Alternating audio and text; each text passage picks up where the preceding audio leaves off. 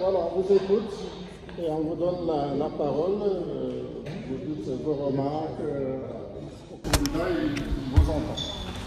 Allez-y. Merci, Monsieur le Président. Merci, Monsieur le Président. Je voudrais tout d'abord remercier l'encadrement de l'examen chinois, le professeur Dominique, pour m'avoir ce comme rapporteur, créateur de ce service qui concerne la transformation de la réduction des déchets toxiques de l'industrie de l'huile en transformant les matériaux composites en performance de projet issus de traitement des eaux usées, dont le challenge pour une production efficace durable et un environnement propre.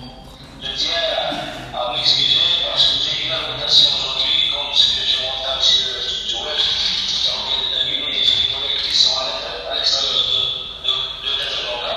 Donc, ma première question, c'est comment le candidat a pu déterminer le mode d'interaction établi entre les substrats et les sites d'absorption à partir de l'entropie d'activation.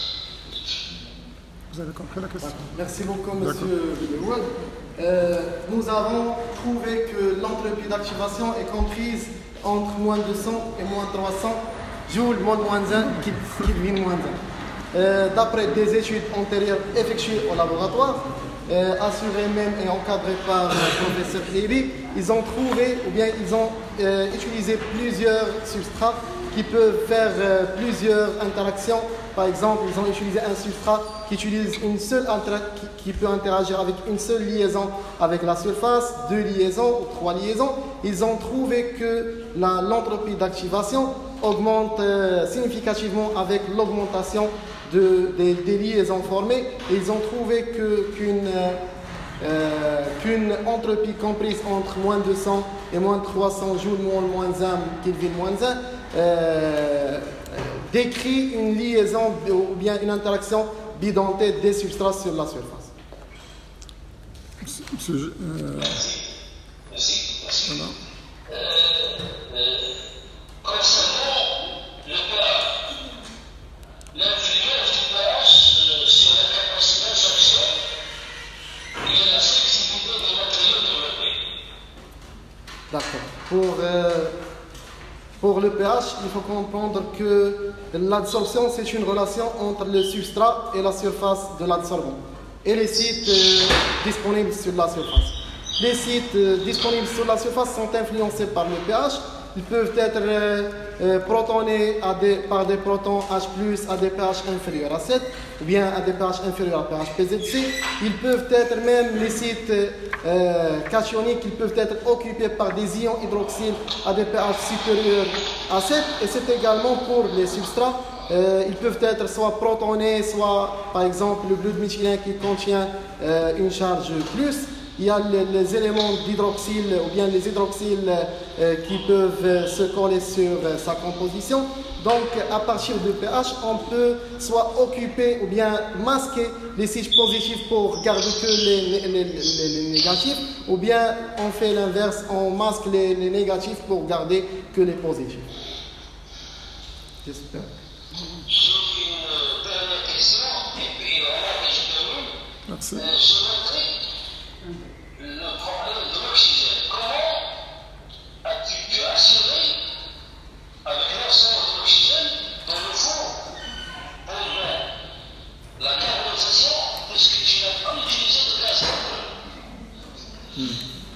Effectivement, on n'a pas utilisé un gaz vecteur.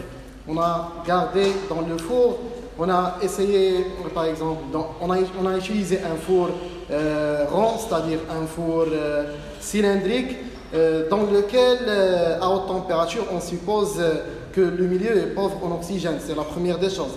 D'autres choses, nous avons effectué une optimisation. Par exemple, l'optimisation des grignons d'olive. On a trouvé qu'une masse surfacique inférieure à la masse surfacique optimale permet d'entraîner une chute du rendement. Pourquoi cette chute?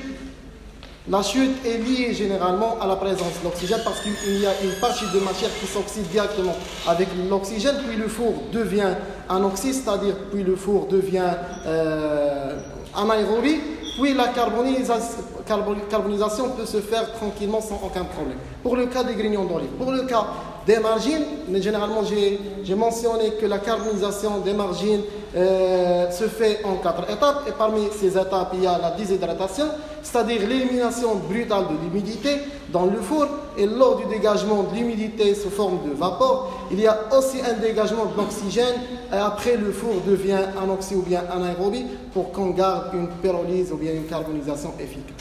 J'espère que... Voilà.